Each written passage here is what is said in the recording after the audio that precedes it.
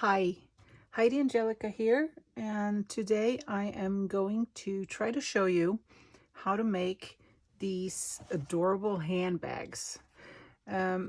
They started out by the Paper Pixies' beautiful little creation. It opens and then closes with a lid. And I think it's not necessary to have it there, although it makes it sturdy. So what I wanted to do was to enlarge it a tiny bit. And the way I chose to, or came up with the solution for that, was to cut away the lid that is inside. So mine is open at the top. It has a tiny little 1/4 of an inch fold in to make it a little sturdier. But other than that, it does not have a closing lid inside. So we'll get started on trying to make one. Okay, so here I have what we need to make this bag. To start with, we need a piece of cardstock that measures 8.5 by 11 inches, the American Standard paper size. We also need some paper to decorate, and we need 2 pieces measuring 3/1/8 of an inch by 4.5 inches. That will go on these parts and on the flap. We need a handle, and I've kind of already decorated the handle. It is a piece that measures 3/4 of an inch by 6 inches.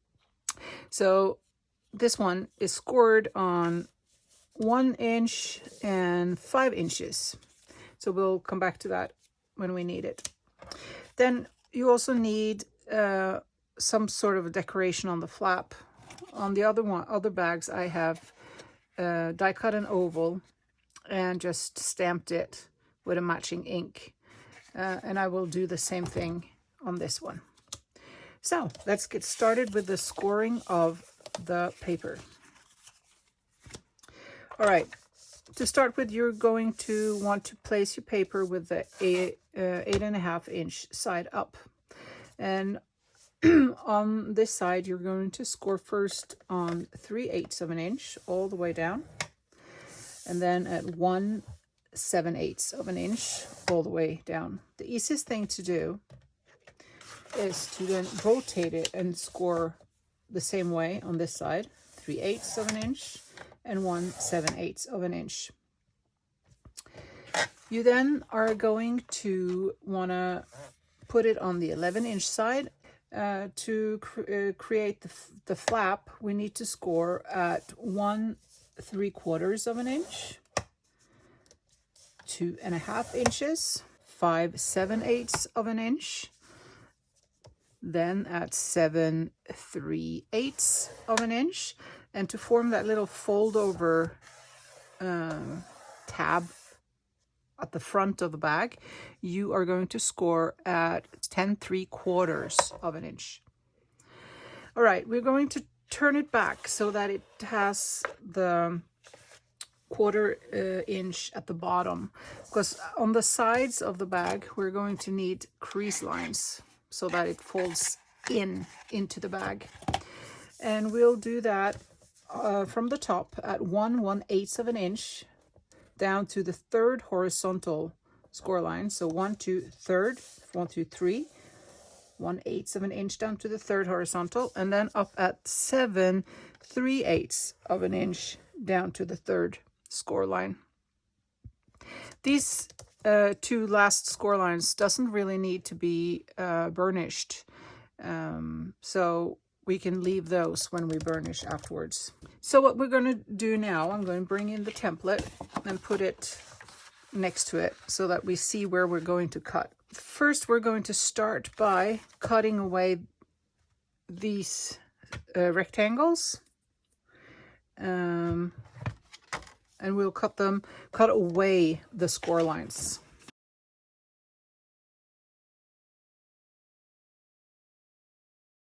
Next part we're going to cut is this bottom rectangle. We're going to cut both of them away. We also need to remove the outer tabs here, the little narrow 1/4 rectangles. And since these two are going to create the flaps that we fold in to the bag, we need to loosen it up on the inside here as well. And then we'll need to miter them.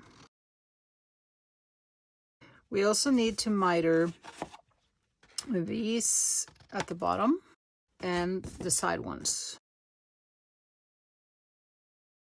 Okay, so we now need to go in and fold and burnish.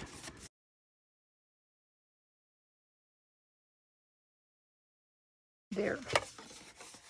Now we'll turn it so that it has inside facing down, because what we're going to do now is to put the decoration on the piece.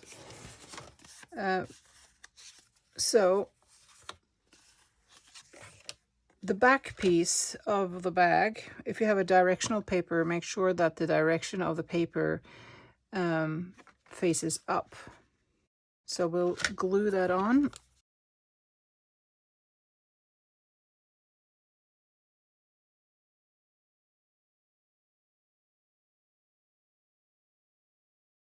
This top piece, we want to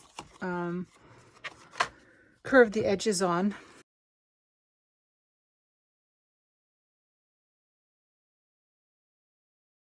Now, before we start folding it together, we are going to need to put some red tape on the skinny flaps. And since this is going to fold in on itself, we need the strip on the back side of the flap. And we might as well go ahead and fold that in right away. All right, so these little flaps, they are going to be adhered inside like this. So the tape needs to go on the outside of the flaps. So we'll just turn them around. Right, now we're going to start to assemble the thing. What we want to do is fold these in and put wet glue on them, because they're going to go inside on this bottom piece.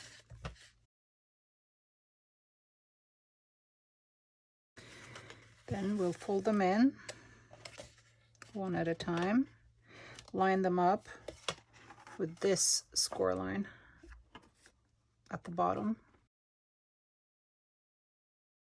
Then we'll remove the backing of the tape.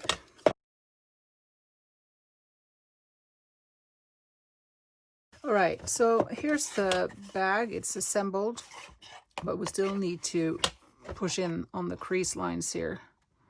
Push it in all the way the first time so that it really gives in the extra score lines that we've made. Then let it fold out, and it will stay folded.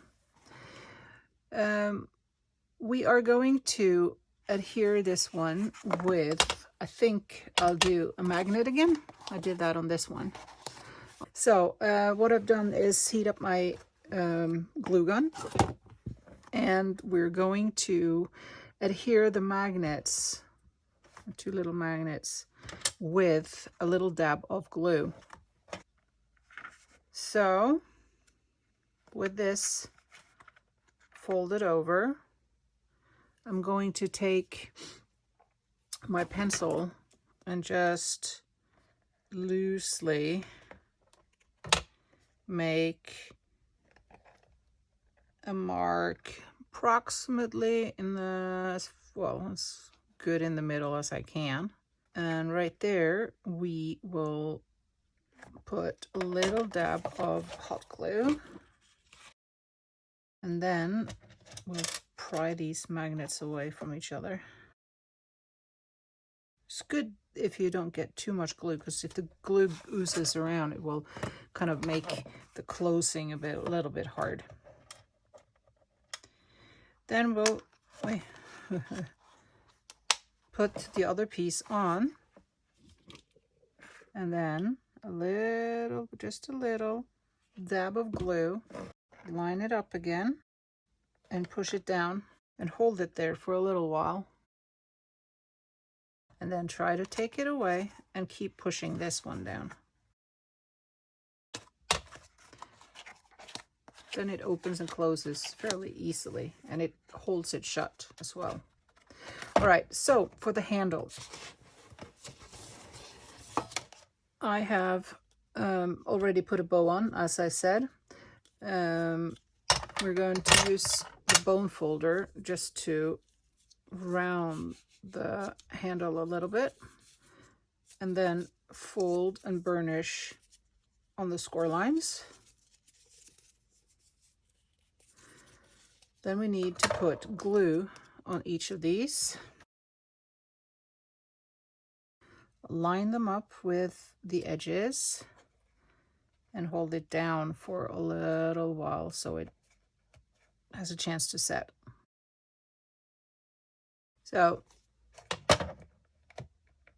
if you notice the other bags that I made, I had put little, let's call it just bling on top. I didn't have any bigger pink ones, so I have chosen to take, let's just see if we should take them at all or put them on at all, because they're kind of tiny. That looks okay, looks cute. Yeah, so I'll come in with a tiny, if I can, a tiny dab of, oh, that's it's big. Oh no. We'll put it in. See if we can get a little less on the next one. I can always scrape away afterwards.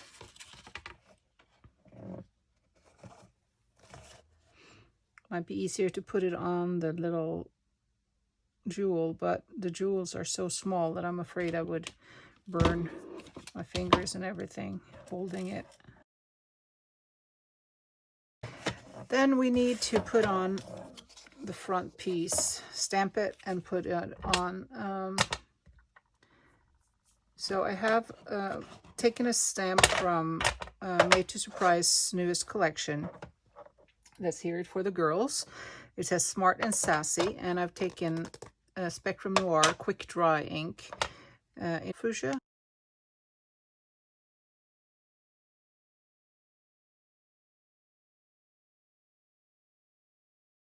And then we will put on some double-sided adhesive on the back of this. And I'll use foam tape, not too thick, but just so that it lifts a little bit from the bag. And just attach it to the front. And there you have it. A Smart and Sassy handbag.